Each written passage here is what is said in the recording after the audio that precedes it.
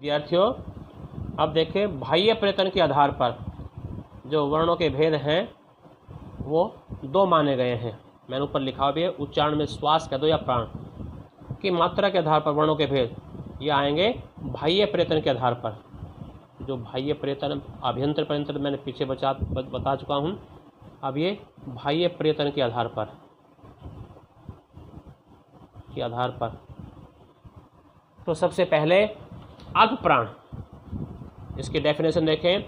जिन ध्वनियों के उच्चारण में मुख से वायु कम मात्रा में निकलती है उन्हें हम अल्प प्राण कहेंगे।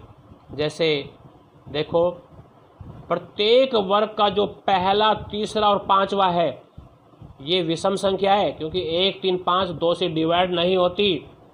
तो जो 2 से डिवाइड नहीं होती 1, 3, 5 यहाँ टेबल मैंने बनाई हुई है। जैसे क वर्ग लिखा हुआ है, मैंने च वर्ग लिखा हुआ है, ट वर्ग लिखा हुआ है, त वर्ग लिखा है, प वर्ग लिखा हुआ है। तो इसमें जो पहला, तीसरा और पांचवा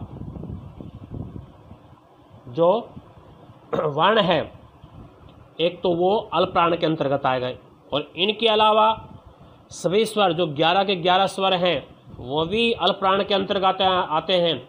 और जो अनुस्वार है, जो बिंदी ऊपर लगती है वो भी अल्प प्राण के अंतर्गत। और जो अंतस्थ व्यंजन है जैसे ये, रे, ले, वे, चारों के चारों हैं ये भी इसके अंतर्गत ही आएंगे। तो बच्चों इस तरह से इनकी कुल संख्या होगी 15 है, क्योंकि 1, 3, 5 5 5 है तो 5 ते 15, तो ये हो गई 11 स्वर हो गए, 1 अनुस्वार हो गया और 4 अंतस्थ व्यंजन हो गए। तो कुल हो गए ये 31 हो गए। अब आइए महाप्राण, अंडरस्टूड है। वहाँ ऊपर मैंने बताया था वायु कम निकलती है, तो इसमें वायु कैसे निकलेगी? अधिक निकलेगी। तो जिन ध्वनि के उच्चारण में मुख से वायु अधिक निकलती है वो क्या कहलाएंगे? महाप्राण कहलाएंगे। आइए आप देखें, जो प्रत्येक वर्ग का दूसरा और चौथा है, क्योंकि 1, 3, 5 तो अल्प प्राण के अंतर्गत आ गए, बच कौन सा गया? दूसरा और चौथा जो चरण है, जो वर्ण है वो बच गया। तो ये जो सम है 2 से डिवाइड 2 और 2 4, 2 से डिवाइड हो जाते हैं, ये सम संख्या हो गई। तो ये आएंगे महाप्राण के अंतर्गत, उसका ध्यान रखना। तो दूसरा और जो चौथा अक्षर है वो आएगा। उसके अलावा विसर्ग जो 2 खड़े बिंदु होते हैं जो है की ध्वनि देते हैं वो इसके अंतर्गत आता है। और एक उष्म व्यंजन जो 4 होते हैं, श, श, से और है, ये चारों के चारों भी इसके अंतर्गत ही आते हैं। तो देखो कुल इनकी संख्या होगी, जैसे 10 तो हो गए, जैसे ख हो गया और घ हो गया, तो 10 तो ये हो गए, क्योंकि 5 5 है ना, तो 5 दूनी 10, तो 5 का मल्टीप्लाई 2 से करोगे तो 10 तो हो गए ये। उसके अलावा विसर्ग हो गया, उसके अलावा 4 हो गए उष्म व्यंजन। तो इस तरह से 10 और 11 और 4 15, तो इनकी संख्या हो गई ये 15 हो गई। ठीक है, तो अब इसके अलावा आगे आइए, बाह्य प्रयत्न के आधार पर समझाने जा रहा हूँ ये। तो स्वर तंत्री में श्वास के कंपन के आधार पर वर्णों को 2 अन्य भागों में बांटा गया है। 2 अन्य भाग होते हैं इसके।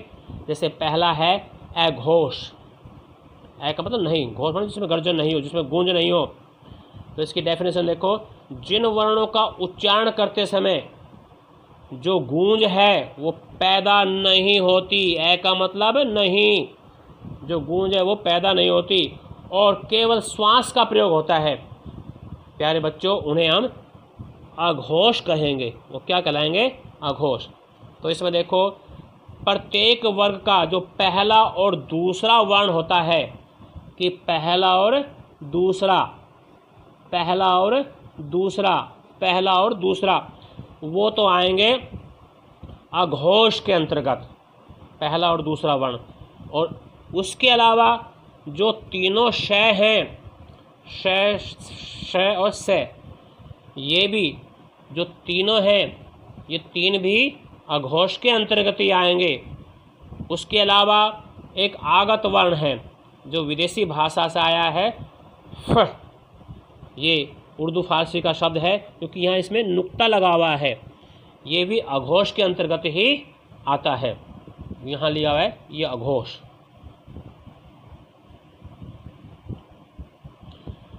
अब आइए दूसरा जो इसका भेद है वह है घोष कह दो या इसको सघोष कह दो। इसकी डेफिनेशन देखो, जिन वर्णों का उच्चारण करते समय गूंज पैदा होती है, ऊपर है का मतलब नहीं पैदा हुई गूंज, यहाँ गूंज पैदा होती है, उन वर्णों का प्रयतन घोष होता है, अर्थात उनको हम घोष कहेंगे। अब देखें प्रत्येक वर्ग का तीसरा, चौथा और पांचवा, क्योंकि पहले दोनों तो यहाँ आ चुके, जो पहले दोनों हैं वो आ चुके, ये दोनों के दोनों जो हैं यहाँ पर लिखे हैं मैंने, ये चले गए थे अघोष के अंतर्गत, ये चले गए थे अघोष के अंतर्गत। बाकी बच गए ये तीन, ये तीनों के तीनों, जो ये तीनों के तीनों हैं ये बच गए, ये चले जाएंगे घोष के अंतर्गत, ठीक है। और जो ये विकास करके ध्वनि बनी है डे और ढे, जिनको हम उत्क्षिप्त व्यंजन कहते हैं, ये भी इसी के अंतर्गत आएंगे। तो देखें प्रत्येक वर्ग का जो तीसरा, चौथा और पांचवा अक्षर है वो 11 स्वर, सभी स्वर भी इसके अंतर्गत आ गए। अंतस्थ व्यंजन जो ये रेलेव है वो भी इसके अंतर्गत आ गए, और जो डे और ढे विकास करके बने जिनके नीचे नीचे बिंदी लगाई हुई है वो भी इसके अंतर्गत आ गए। और इसके अलावा जो एक ऊष्म व्यंजन है, इसको ध्यान रखना, जो ये है, क्योंकि तीनों ये लेज के ऊपर श तो ऊपर आ चुका, और जो है बच गया था वो चला जाएगा घोष के अंतर्गत। इसके अलावा जो आगत वर्ण जो विदेशी भाषा से आया है वो ज, ये भी घोष के अंतर्गत ही आएगा। तो मैंने इस तरह से, ये बहुत इम्पोर्टेंट है, अल्पप्राण, महाप्राण, घोष, अघोष, ये एग्जाम में बार बार पूछे जाते हैं, तो इनको ज़रा ध्यान से देखना, ध्यान से इनकी प्रैक्टिस करना, ये बहुत काम आते हैं।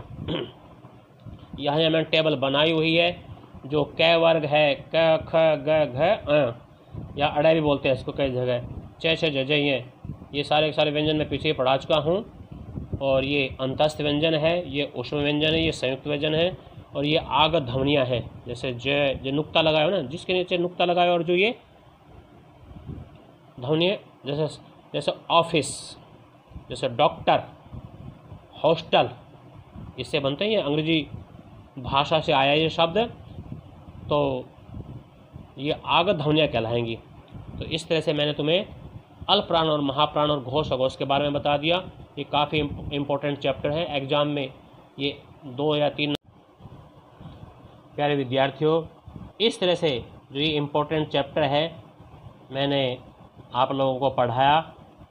आपको यदि ये पसंद आया तो अवश्य लाइक करना, शेयर करना और सब्सक्राइब करना।